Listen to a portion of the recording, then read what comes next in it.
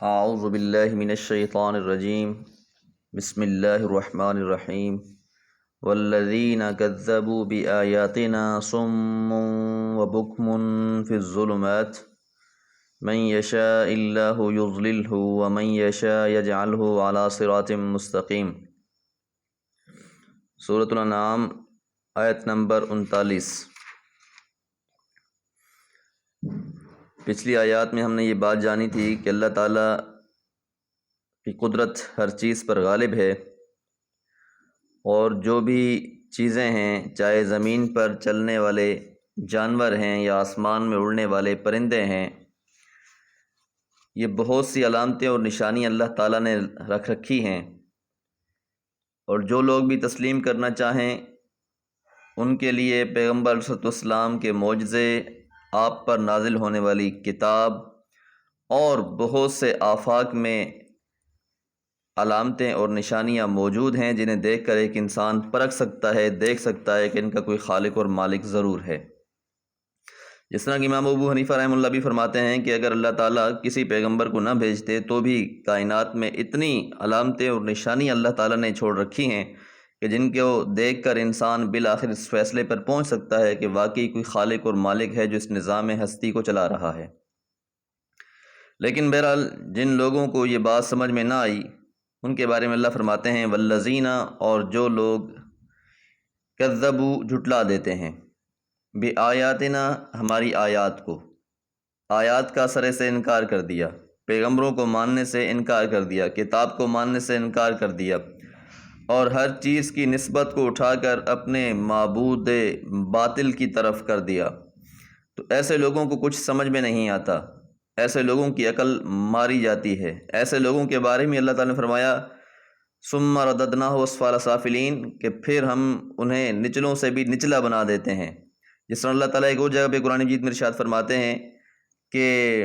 ایسے لوگ جو اللہ کو چھوڑ کر کسی اور کو پکارتے ہیں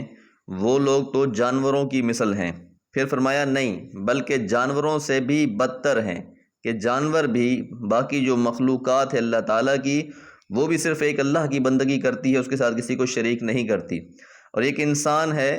جو صراط مستقیم سے بھٹک جائے، صراط مستقیم کو اختیار نہ کر سکے، تو پھر کبھی درخت کو، کبھی پتھر کو، مورتی کو، مجسمے کو، کبھی جانوروں کی اور مختلف چیزوں کی پرستش میں مبتلا ہو جاتا ہے۔ جس لیے اللہ نے فرمایا کہ جو لوگ انکار کر دیتے ہیں ہماری آیات کی، سمن، یہ بہرے ہیں، انہیں کچھ سنائی نہیں دیتا، حق بات ان کے کانوں میں داخل ہی نہیں ہوتی، اگر ہو بھی صحیح تو یہ اس کو سننے کے لیے تیار نہیں ہیں، ایک کان سے سنی دوسرے سے نکال دی۔ وبکمن، اور بہرے ہیں، بہرے اس لحاظ سے ہیں کہ یہ کسی حق بات کی گواہی بھی نہیں دے سکتے، فی الظلمات، اندھیروں میں ہیں، یہ ان کی روش ہے۔ اس لیے یہاں پر یہ بات فرمائی کہ جو لوگ قرآن کو جھٹلا رہے ہیں تو ان کی مثال ایسے گونگے اور بہرے لوگوں کی ہے جو گونگے اور بہرے ہونے کے ساتھ ساتھ تاریکی میں بھی ہیں،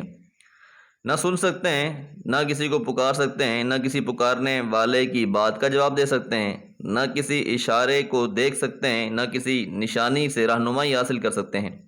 ایسے اندھیرے میں بہرے لوگوں کا کیا علاج کیا جا سکتا ہے؟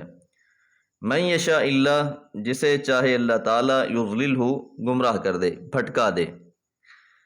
تو جیسے مختلف موقعوں پر یہ بات واضح ہو چکی کہ اللہ تعالیٰ کی سنت کی طرف ایک اشارہ ہے، جس کے تحت کسی کو ہدایت کی توفیق ملتی ہے اور کوئی گمراہی کا سزاوار قرار پاتا ہے۔ تو کیونکہ اوپر کی یہ جو آیات گزر چکی ہیں کہ جو لوگ اپنی آنکھیں اور اپنے کان نہیں کھولتے تو اللہ ان کے اندر زبردستی ہدایت نہیں اتارتا، اللہ کی توفیق صرف ان کو سہارا دیتی ہے جو رائے حق پر چلنے کا خود ارادہ رکھتے ہوں اور اللہ کی بخشی ہوئی صلاحیتوں سے کام لیتے ہوں۔ اب جو لوگ ان صلاحیتوں سے کام لینے کے لیے تیار ہی نہ ہوں تو ان کے لیے پھر گمراہی ہی مقدر بن جاتی ہے۔ وَمَن یشاء یجعلہ، اور جسے چاہے اللہ تعالیٰ یجعلہ، بنا دے اسے اعلیٰ صراط مستقیم، سیدھے راستے پر، جس کو پھر اللہ تعالیٰ چاہتے ہیں کہ اللہ تعالیٰ اسے سیدھے راستے پر چلا دیتے ہیں۔ بہرحال یہ ہدایت کا جو معاملہ ہے، جو انسان طالب ہدایت ہے اللہ تعالیٰ اس کو ہدایت دے دیتے ہیں، اور جو شخص طالب ہدایت ہے ہی نہیں، اپنی آنکھیں اور کان بند کر لیتا ہے، گویا وہ اسی پہ راضی ہے جس گمراہی میں مبتلا ہے، اس سے وہ نکلنے کے لیے تیار ہی نہیں، تو ایسے